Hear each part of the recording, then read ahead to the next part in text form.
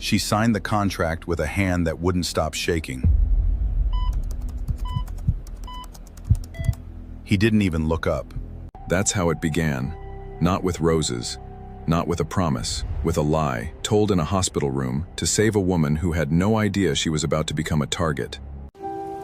Because the coldest man in the city was about to marry a stranger. And somewhere, behind closed doors, someone was already planning to make sure she never made it to the altar alive. This is the story of the doctor who married a monster to save her mother, and never once saw the real danger coming. She signed the marriage contract with a hand that wouldn't stop shaking, and the man across the table didn't even look up from his phone. That's how Sienna Calloway's love story began. Not with roses, not with a proposal, but with a pen, a hospital privacy violation, and a threat that could end her career before it started. What she didn't know yet was that the coldest man in the city was about to become the only person standing between her mother and the grave. And by the time she figured that out, it would already be too late to walk away. If that sounds like the kind of story that keeps you up past midnight, you already know what to do. Smash that like button right now, because we are just getting started, and trust me, this one gets messier before it gets better. Let's back up. 3 days earlier, Sienna Calloway didn't know the name Julian Hargrove. She didn't know that in exactly 72 hours, she'd be wearing his ring, sleeping under his roof, and standing between his family and hers in a war neither of them started. All she knew, on the morning this story really begins, was that she was 26 minutes late for the first day of her residency. Her hair was doing something unforgivable in the humidity, and she had exactly one clean coat left in her closet because she'd spilled coffee on the other two. Sienna had wanted to be a doctor since she was 9 years old, since the night her mother sat in a plastic chair in a hospital hallway for 6 hours because no one would tell her what was wrong with her daughter's fever. Sienna remembered the exhaustion on her mother's face, the way she kept smiling anyway, kept promising it would be fine. Sienna decided right there in that hallway that one day she would be the person who didn't make mothers wait in plastic chairs. She studied harder than anyone in her class. She worked nights at a diner to pay for textbooks. She got into the residency program at Ashcombe General on a partial scholarship that covered exactly none of her rent. And on her very first morning as an intern in the urology department, she walked into the wrong patient's room, holding the wrong chart, about to make the wrong impression on the one man in this story who was about to change everything. The room was dim, blinds half closed, and there was a man sitting up in the hospital bed with his laptop open, dressed in a suit jacket despite the fact that he was, technically, a patient. He had the kind of face that looked like it had never once considered smiling. Sharp jaw, dark eyes, an expression like he was already annoyed with whatever was about to happen to him. Which, as it turned out, was an excellent instinct. "Mr. Whitfield?" Sienna said brightly, reading the wrong name off the wrong chart, already reaching for his wrist to check his pulse before he'd said a single word. "Wrong room," the man said flatly, not looking up from his screen. "Right, sorry, Sienna glanced down at the chart, flipped it, and in doing so, knocked an entire tray of medical instruments off the side table with her elbow. The clatter was enormous. A stainless steel bowl rolled under the bed. A blood pressure cuff unraveled itself dramatically across the floor like it was trying to escape the scene. The man finally looked up. His eyes moved from the chaos on the floor to Sienna's badge, which read Dr. S. Calloway, intern in letters too small to have prevented this. "You're a doctor," he said. It wasn't a question. It was closer to a diagnosis he didn't like. "In training," Sienna said, dropping to her knees to gather the instruments, her face burning. "Technically, I'm very good at the parts that don't involve trays." He didn't laugh. He didn't even blink. He simply reached over, without a word, and picked up the rolling steel bowl from where it had come to rest near his own foot, and held it out to her like he was returning a dropped napkin at a restaurant. "Thank you," Sienna said, taking it, and their fingers brushed for exactly 1 second. A second that meant absolutely nothing to her at the time, though it would mean a great deal in retrospect. "I really am sorry. Rough morning. I'm Julian Hargrove," he said, in the tone of a man used to that name doing all the necessary work by itself. And it did. Sienna's stomach dropped a little, because everyone in the hospital knew that name. The Hargrove family had a wing named after them. Julian Hargrove wasn't just a patient. He was the reason half the equipment in this hospital existed at all. Right? Of course. Sorry, again, Sienna said, standing up too fast, banging her knee on the bed frame, biting back a very unprofessional word. I'll just find my actual patient. Enjoy your whatever this is. She fled the room like it was on fire. She did not yet know that in less than an hour, it very nearly would be, not with flames, but with something almost as dangerous, a complaint filed against her, and a fake relationship about to be born out of pure desperation.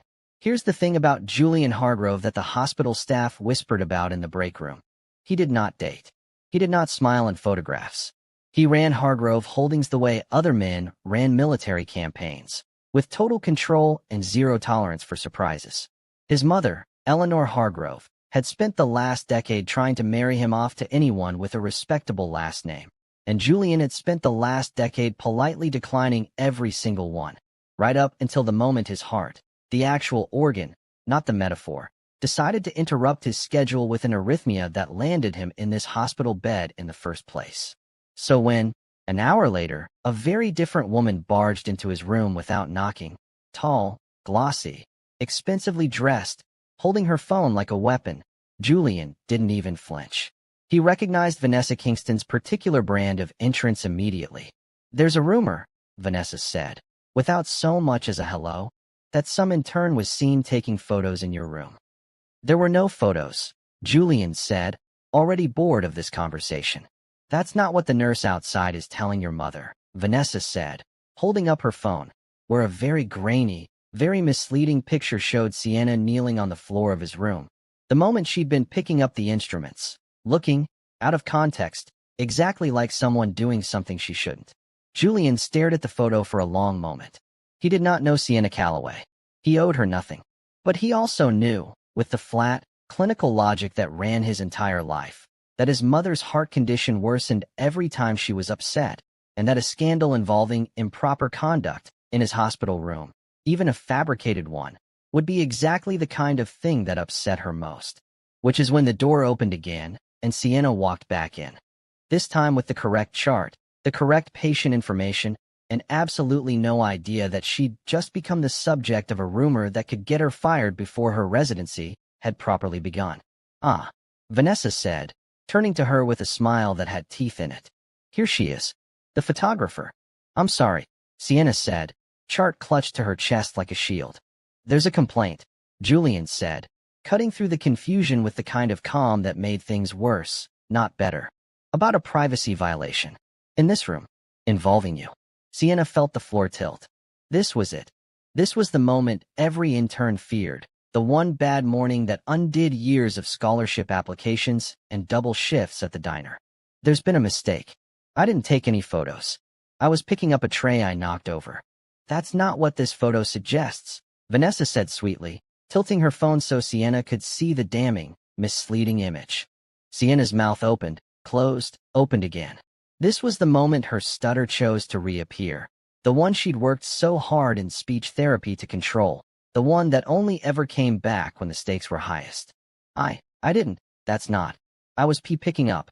If you're already rooting for Sienna right now, drop a comment telling me who you think set that photo up, because I promise you, it wasn't an accident, and the reveal is going to make you furious.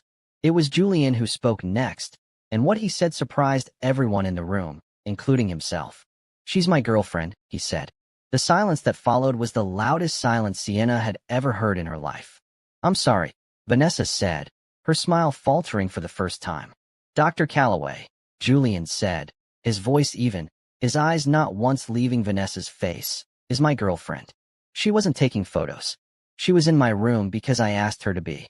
He glanced, briefly, at Sienna, and something passed between them. Not affection, not yet, just the silent negotiation of two people realizing they'd been thrown into the same lifeboat. Isn't that right, Sienna? Sienna's brain short-circuited for exactly 2 seconds before some older, more practical part of her, the part that had learned to think fast in ERs, took over. Right, she said. Yes. We're yes.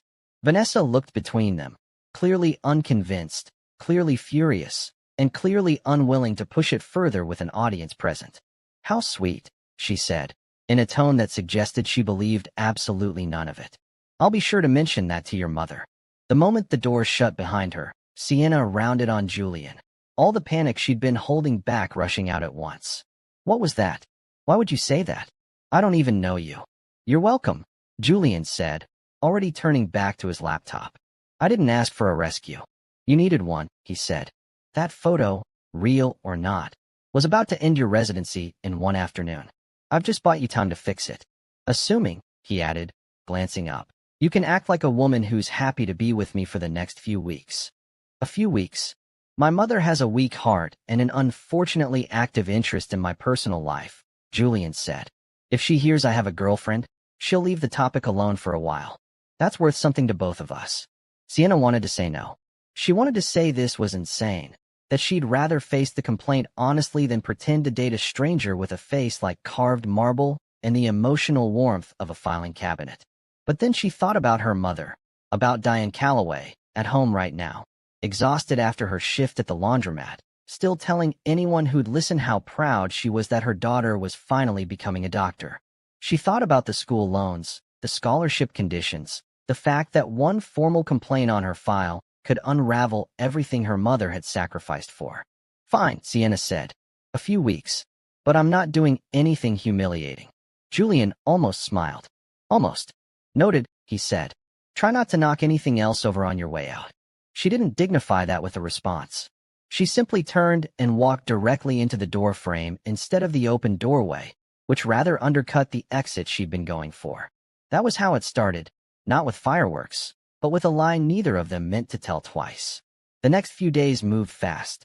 Word travels quickly in a hospital, faster still in a family like the Hargroves, and by the end of the week, Eleanor Hargrove, Julian's mother, a woman who moved through rooms like weather systems, all quiet pressure and sudden storms, had summoned her son and his supposed new girlfriend to the family estate for dinner. Sienna stood outside the enormous iron gates in the one nice dress she owned, feeling distinctly like she was about to be eaten. "This is insane," she muttered, mostly to herself.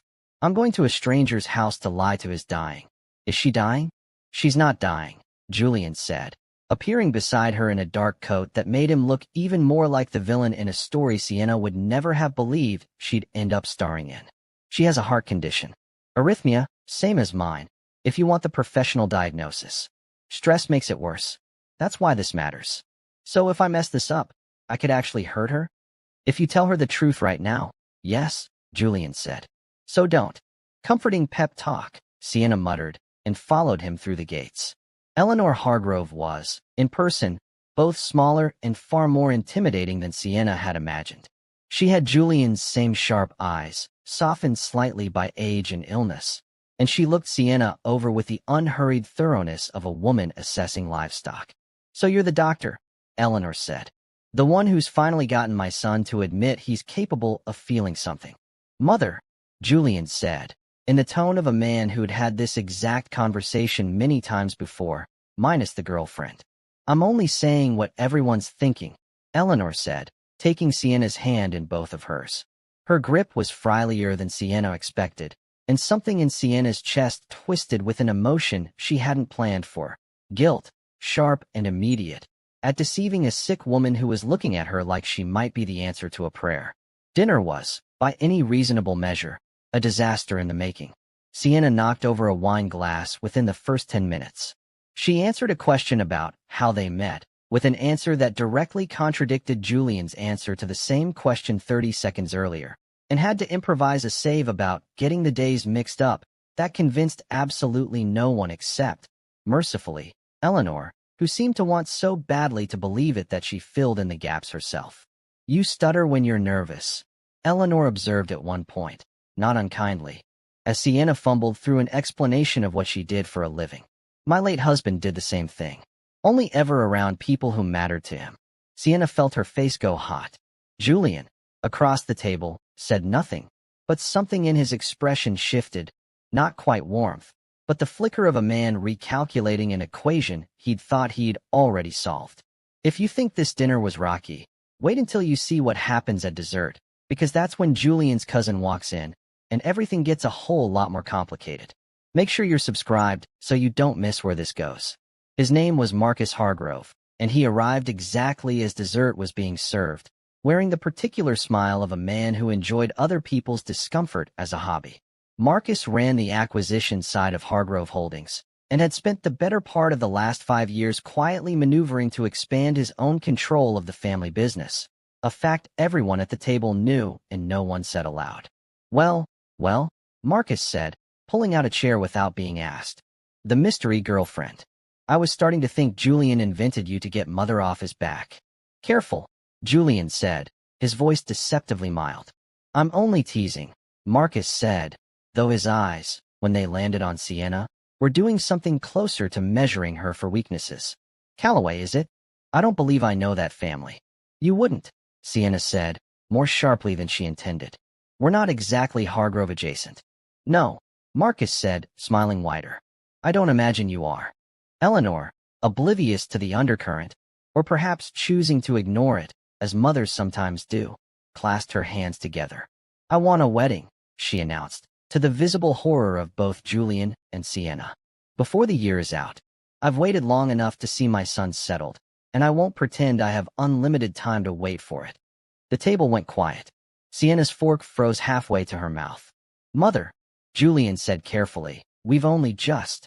I know what I'm asking, Eleanor said, and there was something underneath her bright, hopeful tone that Sienna recognized immediately, because she'd heard it in her own mother's voice before. The sound of someone bargaining with a body that had started keeping its own secrets. Humor an old woman with a bad heart, won't you? Sienna looked at Julian. Julian looked back at her, and in his eyes, she saw the same trapped calculation she felt in her own chest, that walking this back now, in front of Marcus, in front of his ailing mother's hopeful face, would cost more than either of them could afford. Of course, Mother, Julian said quietly. Whatever you want. Sienna smiled, because it was expected of her, and underneath the table, her hands were shaking so hard she had to press them flat against her knees. That night, in the car ride home, neither of them spoke for a long time. A wedding, Sienna finally said. You just agreed to a wedding. I agreed to buy time, Julian said. There's a difference. Is there?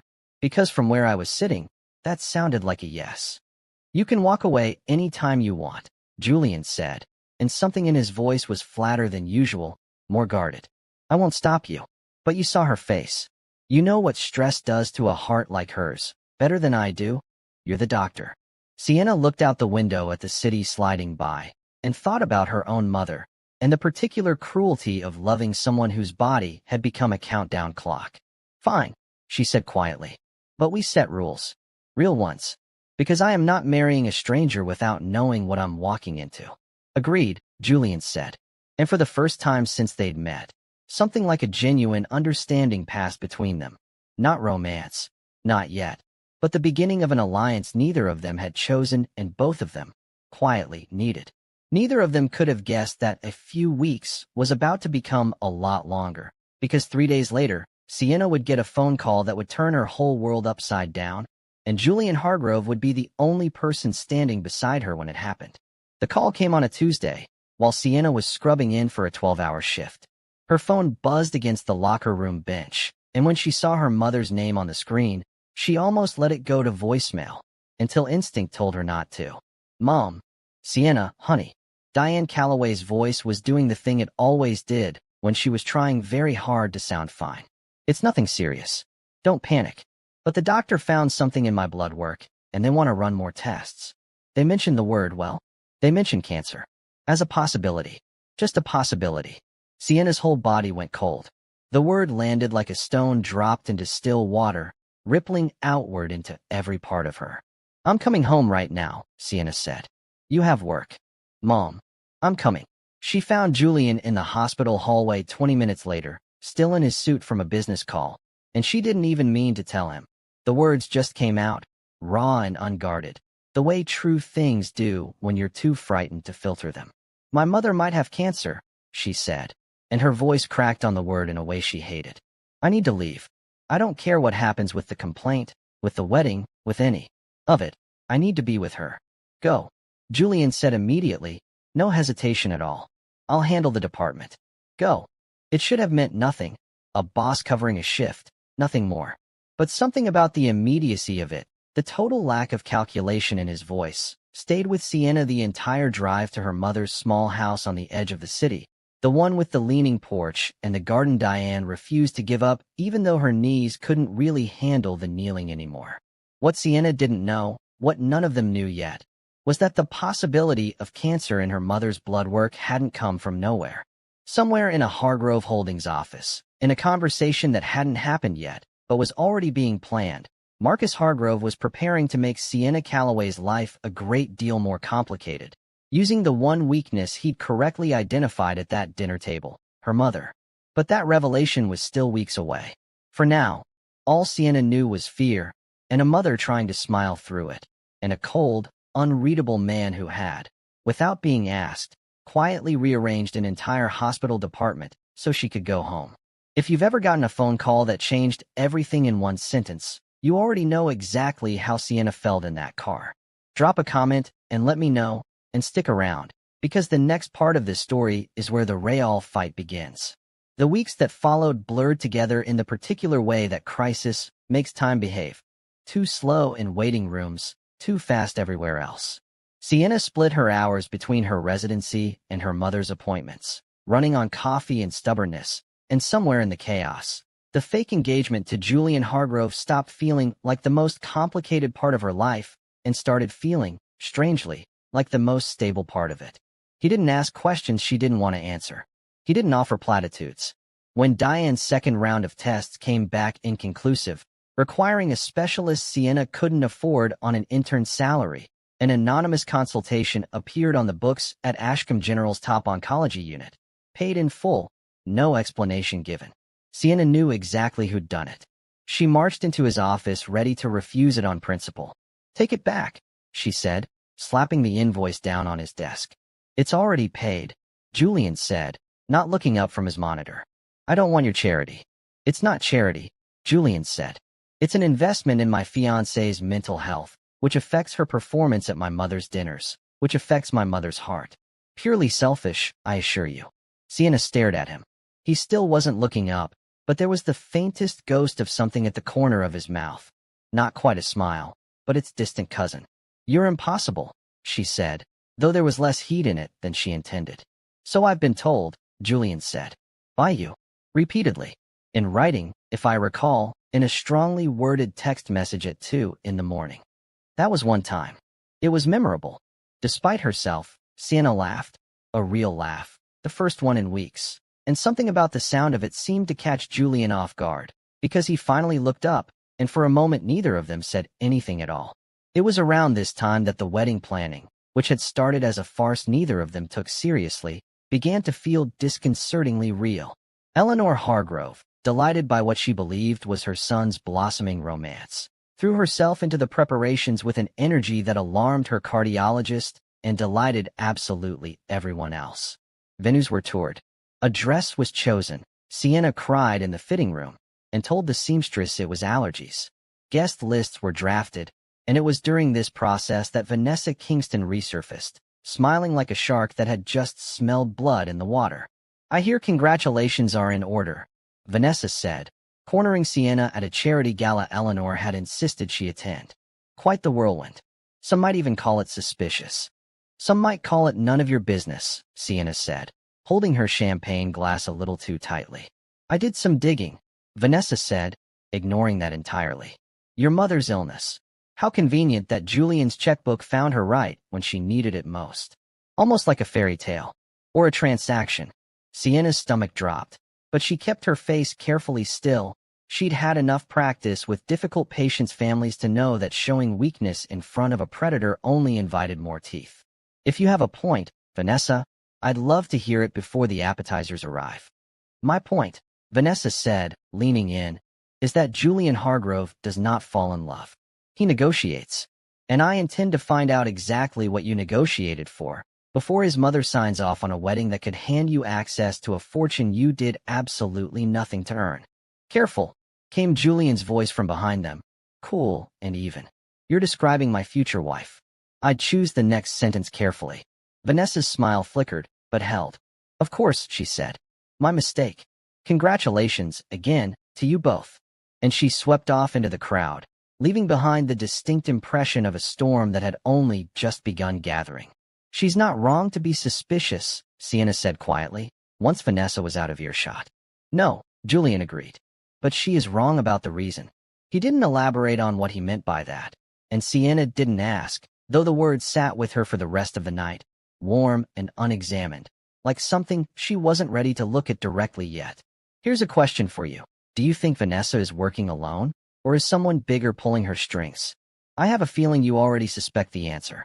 Like this video if you called it, and let's keep going, because the wedding is about to happen, and it does not go the way anyone expects. The wedding took place on an overcast afternoon in early autumn, in the Hargrove family chapel, with 200 guests who all, to varying degrees, doubted the authenticity of what they were witnessing. Sienna stood at the end of the aisle in the dress she'd cried into during the fitting, her hands full of white peonies, her heart pounding out a rhythm that had nothing to do with performance and everything to do with the fact that somewhere in the last 2 months, this had stopped being entirely fake. Julian was waiting at the altar, and when their eyes met across the length of the chapel, something passed between them that neither of them had words for yet. Not quite love, not anymore just a contract, something suspended in the space between the two, fragile and unnamed. Do you, Julian Hargrove, take this woman? Sienna barely heard the vows. She kept thinking about the moment 3 months ago when she'd knocked over a tray of instruments in a stranger's hospital room, and how impossible it would have seemed then that she'd end up here, in this dress, meaning the words she was about to say more than she'd expected to. I do, Julian said, and his voice, for the first time since she'd met him, wasn't flat at all. I do, Sienna echoed, and somewhere in the third row, Eleanor Hargrove wept happy tears into a handkerchief, unaware that the danger to her family was only just beginning to close in, and unaware that the woman her son had just married would soon be the only thing standing between the Hargrove fortune and total collapse. The reception was, by all appearances, a triumph. Champagne flowed, the band played, and even Marcus offered a toast so smooth and gracious that Sienna almost forgot to be suspicious of him. Almost. It was near midnight, as the guests began to thin, that Sienna slipped away to the garden for air, and found Julian already there, tie loosened, looking up at a sky heavy with clouds. Regretting it already? Sienna asked, only half joking. No, Julian said, and there was none of his usual guardedness in it. Are you? Sienna considered the question honestly, for the first time letting herself feel the shape of everything that had happened. The fear for her mother, the strange, steady comfort of a man she hadn't chosen and now couldn't imagine her life without. No, she admitted. I'm really not. He stepped closer, and the space between them, which had always felt engineered and careful, suddenly didn't. Sienna, he said quietly, I need to tell you something, and I need you to know I mean it. Okay, she said, her heart climbing into her throat. This stopped being about my mother a long time ago, Julian said. I don't know exactly when, but I know that if you walked away tomorrow, contract or no contract, it would be the worst thing that ever happened to me. Sienna didn't have a clever response for that. She didn't need one. He kissed her, softly, and then not so softly, under a sky that finally broke open into rain, and for one perfect, suspended moment, neither of them thought about Marcus or Vanessa or the storm that was about to arrive in their lives with far more force than the weather. Because the very next morning, everything would change. Sienna Calloway would collapse in her kitchen, and the possibility of cancer that had haunted Sienna for months was about to reveal itself as something far darker, something engineered, deliberately, by someone who wanted the Calloway family gone from the Hargroves' lives entirely. This is the part of the story where things get genuinely dark, so if you're not already subscribed, now's the time, because what happens next changes everything, and you do not want to miss it. Sienna got the call at 6 in the morning, still tangled in the sheets of her wedding night, and she was out the door in under 4 minutes. Julian right behind her, his own face carved from the same fear that had taken over hers. Diane was in the ICU by the time they arrived, hooked to machines that beeped in a rhythm Sienna had spent years learning to read, and every single one of those rhythms terrified her now in a way no textbook had ever prepared her for. Her potassium levels are through the floor, the attending physician said, flipping through the chart with the particular grimness doctors reserve for things they don't yet understand. This isn't consistent with any cancer diagnosis we've run. Frankly, this looks like poisoning. The word dropped into the room like a stone. Sienna's knees nearly gave out. Julian caught her elbow before she could fully register that she was swaying. Poisoning, Sienna repeated. Someone poisoned my mother? We'll need a full toxicology screen to confirm, the physician said carefully. But given the presentation, I'd stake my license on it. Sienna turned to Julian, and something in his face had gone very still, very cold. Not the flat, controlled coldness she'd first met in that hospital room months ago, but something sharper, something that looked a great deal like fury held on a very short leash. Marcus, Julian said quietly. You don't know that. I know exactly what my cousin is capable of, Julian said. And I know he's been trying to discredit your family since the night he met you. If your mother's cancer diagnosis was fabricated to manipulate you into staying in this marriage, and now she's actually being poisoned to remove her as leverage, then someone wants me gone, Sienna finished, the horror of it settling into her bones. And they're willing to kill my mother to do it. Julian's hand found hers, and gripped it hard enough to ground her. Not while I'm breathing, he said. I promise you that. What followed was the most harrowing stretch of Sienna's life. Days spent between her mother's hospital bed and increasingly tense confrontations at Hargrove Holdings, where Julian, with a coldness that finally worked in Sienna's favor instead of against her, began systematically dismantling his cousin's alibi. Financial records were pulled. A private investigator, quietly hired the very night of the poisoning, traced a payment from one of Marcus's shell accounts to a nurse's aide who had, coincidentally, been reassigned to Sienna Calloway's floor exactly 1 week before her collapse. Eleanor Hargrove, informed of what her nephew had done, did not have the reaction anyone expected. She did not collapse. She did not weep. She sat very still in her study, and when Julian finished explaining, she said only, "Bring him to me." The confrontation took place 3 days later, in Eleanor's study, with Marcus standing before his aunt with the particular arrogance of a man who still believed, right up until the last possible second, that he could talk his way out of anything. This is absurd, Marcus said. You're accusing me on the word of some intern's mother and a private investigator you clearly paid to find whatever story you wanted. The nurse's aide has already confessed, Julian said, laying a folder on the desk between them. In exchange for a reduced sentence. She named you specifically. She has the wire transfer records to prove it. Marcus's composure cracked, just slightly at the edges. I did this for the family, he said, his voice rising. For the company. Do you have any idea what a scandal like Julian marrying some nobody in turn would do to our position in the market? I was protecting what our grandfather built. You were poisoning an innocent woman to protect your own inheritance, Eleanor said, and her voice, quiet as it was, carried more weight than anything Marcus had said. You will resign from every position you hold in this family's company by the end of the week, or I will personally ensure the police receive everything Julian has already gathered. Do you understand me? Marcus looked around the room, at Eleanor's implacable calm, at Julian's barely restrained fury, at Sienna standing quietly by the door, exhausted, grieving, unbroken, and understood, finally, that he had lost. This isn't over, he said, which is what people say when it very much is. If you knew it was Marcus all along, comment, I called it, below. And if you didn't see it coming, comment your reaction, because this next part is where it all comes together. Sienna Calloway woke up 11 days after her collapse, groggy and confused, in a private room Julian had arranged without being asked, surrounded by machines monitoring the slow, steady recovery of a body that had come far too close to giving up. Sienna was asleep in the chair beside the bed when her mother's eyes opened, and the first thing Diane said, in a voice cracked from disuse, was, "Did I dream the wedding, or did my daughter really marry a Hargrove?" Sienna laughed and cried at the same time, which was becoming something of a habit for her lately. "You didn't dream it, Mom." "Good," Diane said. "Because I liked him. Even half-conscious, I liked him. He held my hand in the ambulance. Man like that doesn't do that for just anybody." Julian, standing in the doorway, looked briefly, uncharacteristically flustered to have been caught being kind.